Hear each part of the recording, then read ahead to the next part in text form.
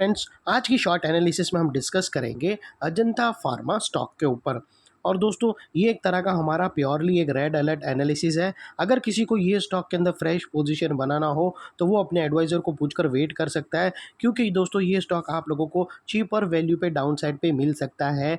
Because दोस्तों ये stock के अंदर मल्टीपल नेगेटिव फैक्टर्स एक साथ ब्रेक डाउन हुए हैं, जो ये स्टॉक को करंट लेवल से डीप डाउन साइड करेक्शन में ले जा सकते हैं।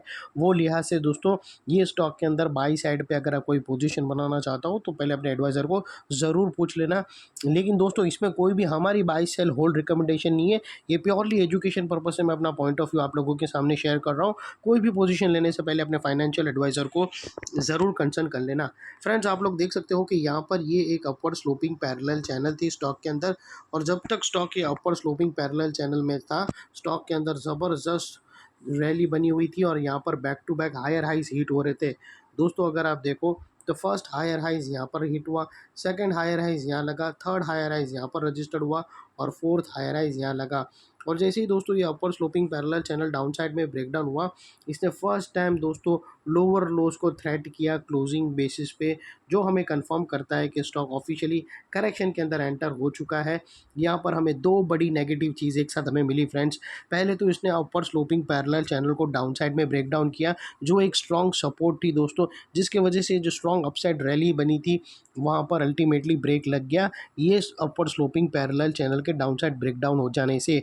और सेकेंडली, इसके अंदर जो back to back higher highs hit हो रहे थे वो स्टॉप होके उसके अगेंस्ट में first time lower lows hit हुए क्लोजिंग बेसिस पे, जो हमें कंफर्म करता है कि स्टॉक ऑफिशियली करेक्शन के अंदर एंटर हो चुका है। और बाई साइड पे तो बिल्कुल भी नहीं खड़े रहना है। यहाँ पर दो बड़ी नेगेटिव चीज़ एक साथ हमें कंफर्म हो गई। पहले तो अपर स्लोपिंग पैरेलल चैनल का डाउन साइड में ब्रेकडाउन होना, और सेकेंडली हायर हाइज को लोअर लोज में शिफ्ट होना। यहाँ पर दोस्तों अनलेस एंड अनटिल कोई नया हायर हाइज ना मिले या फिर पुराने हायर हाइज के ऊपर क्लोजिंग ना मिले, तब तक हम यही मानकर चलेंगे कि स्टॉक करेक्शन के अंदर एंटर ही पड़ा हुआ है। और दोस्तों, बात कर लेते हैं यहाँ पर डाइवर्शन का। तो फ्रेंड्स, अगर मैं आप लोगों को आरएसआई डालकर दिखाऊँ तो यहाँ पर हमें clear cut negative diversion witness होता है। दोस्तों, प्राइस एक्शन के जो हायर हाइस थे अगर आप देखो तो यहाँ से कंटिन्यू हिट हुए, लेकिन वही चीज़ दोस्तों अगर आप आरएसआई के अंदर देखो तो यहाँ पर मिस आउट है दोस्तों, और यहाँ से हमें ब्रेकडाउन मिला है, जो एक डाउन साइड मोमेंटम पंप करेगा स्टॉक के अंदर। दोस्तों, ये थी थर्ड नेगेटिव सिग्नल, जो था नेगेटिव डाइवर्शन। और दोस्तों, बात कर लेते हैं चार्ट पैटर्न का। तो फ्रेंड्स, अगर आप देखो तो यहाँ पर हमें एक डबल टॉप मिली है और एक रेंज ब्रेकआउट के थ्रू मिली है। और दोस्तों, अगर आप देखो तो यहाँ पर एक रिटेस्ट भी फेल हुआ है और एक दोस्तों शॉर्ट सेलिंग भी इनिशिएट हुआ है यहाँ पर। फ्रेंड्स, सबसे पहले अगर आप देखो तो यही जो पैरेलल चैनल है इसके अंदर डबल टॉप बनकर यहाँ पर डाउन साइड में ब्रेकडाउन हुआ है, और ब्रेकडाउन होने के बाद स्टॉक ने यहाँ पर रिटेस्ट की भी कोशिश करी दोस्तों, और वो रिटेस्ट के बाद यहाँ पर एक नेगेटिव स्ट्रक्चर बनाकर ब्रेकडाउन भी किया है। और दोस्तों याद रखना, यहाँ पर एक सपोर्ट है, जैसे ये सपोर्ट डाउन साइड में निकालेगा स्टॉक क्लोजिंग बेसिस पे, तो फिर यहाँ पर जो शॉर्ट सेलिंग आएगी, जो गिरावट आएगी, वो काफ़ी ज़बरदस्त एकदम ही इंटेंसिफाई सेलिंग आएगी with hard momentum down side की तरफ। तो दोस्तों, जैसे ही अगर यहाँ पर दोस्तों एक अच्छा ट्रेड सेटअप बनता है, वो भी रिटेस्ट वाली एंट्री शॉर्ट सेलिंग की, और अपने एडवाइज़र को पूछ कर ही करना। जनरली दोस्तों क्या होता है कि स्टॉक ब्रेकडाउन करता है, फिर वो वापस रिटेस्ट करने जाता है। यहाँ पर अगर आप देखो तो रिटेस्ट में ऑलरेडी यहाँ पर negative candle stick pattern down side में ब्रेकडाउन हो गया है, और साथ साथ एक रेंज भी बनी हुई है, ये दो पैरेलल चैनल की बीच की रेंज। तो जैसे ही दोस्तों ये रेंज के नीचे क्लोजिंग बेसिस पे अगर आपको कोई कैंडल मिलती है, तो वहाँ पर आप अपने एडवाइज़र को पूछकर ये लेवल पे शॉर्ट इनिशिएट कर सकते हो। और तुम्हारा स्टॉप लॉस दोस्तों ये जो अपर की जो लाइन है, सेकंड जो नेक लाइन है, उसके ऊपर क्लोजिंग बेसिस पे तुम्हारा स्टॉप लॉस रहना चाहिए। और यहाँ से डाउन साइड में दोस्तों 1:2 1:3 का अच्छा खासा रिस्क टू रिवॉर्ड रेशियो मिल रहा है, जो आप अच्छी तरह से उठा सकते हो। यहाँ पर दोस्तों जैसे ये दोनों सेकंड नेकलाइन भी ब्रेकडाउन हुई क्लोजिंग बेसिस पे, तो दोस्तों फिर इसके डाउन साइड में टारगेट फिर सीधा 2518 का आता है। उसके बाद दोस्तों यहाँ पर सेकंड तकरीबन 2400 का भी आता है, और अगर यहाँ पर भी नहीं संभला तो दोस्तों फिर और भी डाउन साइड है।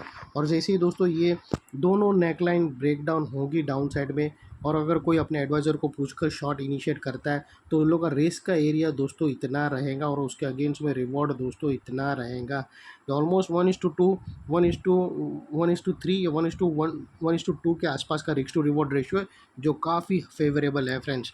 और दोस्तों कौन सा वो लेवल है जिसके ऊपर क्लोजिंग बेसिस पे हम मान कर चलेंगे कि ये स्टॉक के अंदर नेगेटिविटी ख़त्म हो गई, करेक्शन ख़त्म हो गया और स्टॉक बाई साइड की तरफ शिफ्ट हो गया, तो दोस्तों वो एरिया ये टॉप है। इसको ये जो पैरेलल चैनल है उसके ऊपर क्लोजिंग बेसिस पे क्लोज देना होगा, जिसको हम रेड में करेंगे।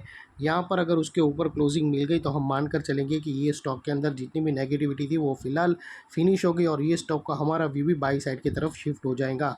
और सेकेंडली दोस्तों याद रखना, नेकलाइन के पास का ये एरिया बहुत ही इंपॉर्टेंट एरिया बनकर खड़ा होगा जैसे ही दोनों नेकलाइन ब्रेकआउट करेंगी, ब्रेकडाउन करेंगी। एक नेकलाइन तो ऑलरेडी ब्रेकडाउन हो चुकी है, सेकंड नेकलाइन का हमें वेट है।